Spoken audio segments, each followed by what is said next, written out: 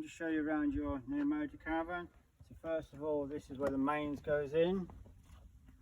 So you need your hookup leads, and what we recommend is you plug it into the van first, then onto the site or wherever you're going to plug it in. Just below that there's a grey pipe with a tap on the left hand side. That is for draining down your grey water, so that's all your washing up water and sink water. So with that you can put it over a drain in the road, or sites that have a drain off point where you can drain it off. Coming towards the back end of the motor caravan, you've got two blue taps. Now the one on the left hand side, that is for what they call travelling drain. So if you don't want to run with a full tank of water, you can open the left hand side one and that drains down it to half a tank. If you want to drain it off completely, you open the right hand side one. So that is for draining down your fresh water. Just above that you've got what we call the cassette toilet. So this is where all the waste is emptied from. So all you do is lift the little handle up and hold that slide straight out. You go to your designated waste point, you twist it round, take the cap right off, air release valve, tip the waste away.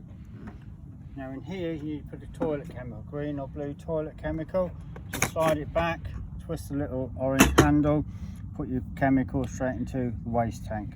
You also need to add half a litre of water as well.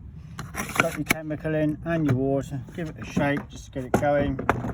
Make sure it's all in line, slide it back in, job done. All the rest is done from inside. Next to that you have an external shower point. So inside the van possibly there'll be like a shower connector which you push in, twist it, you can have hot or cold if you want to shower on the outside. Next to that you've got a little locker, side locker.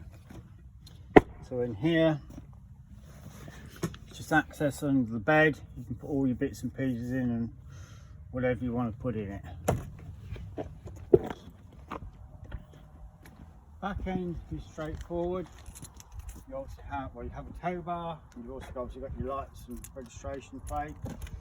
Behind this big cover here is your spare wheel. You just get the key, take the little cover off, undo the big nut, and your spare wheel is actually behind this cover.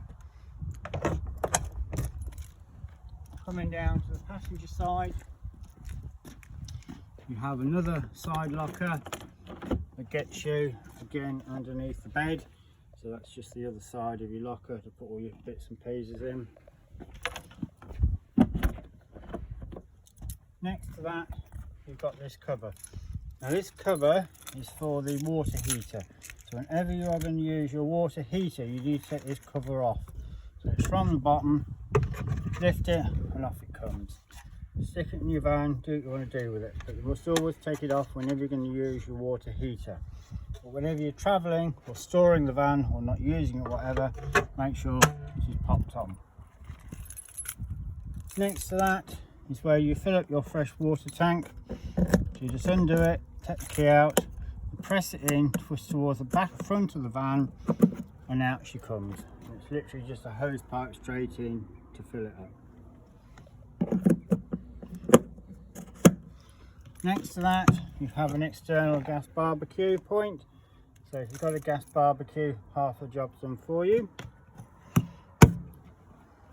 Coming past the main habitation door, you've got two vents. Now these are fridge vents, they won't keep them clear at all times. So they need to get clear whenever you're using your fridge. Next to that you've got your gas box. So in here is where your bottles go. Now you can get two bottles in here held in by the straps, and this is what we call the pigtail. So this actually screws straight into the bottle.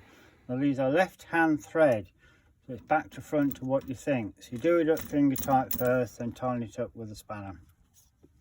Pay to get a spare bottle. I think in this one you can get one 13 kilogram and one 6 kilogram, so you can actually have a bigger bottle and a smaller bottle as a backup.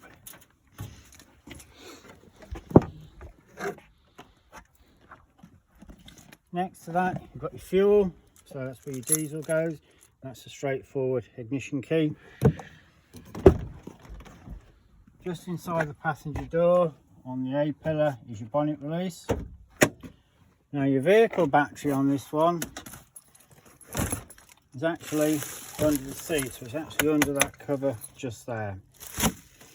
And underneath the passenger seat there is a box that contains your jack, tyre light and wheel brace, all the bits and pieces if you need to change your wheel.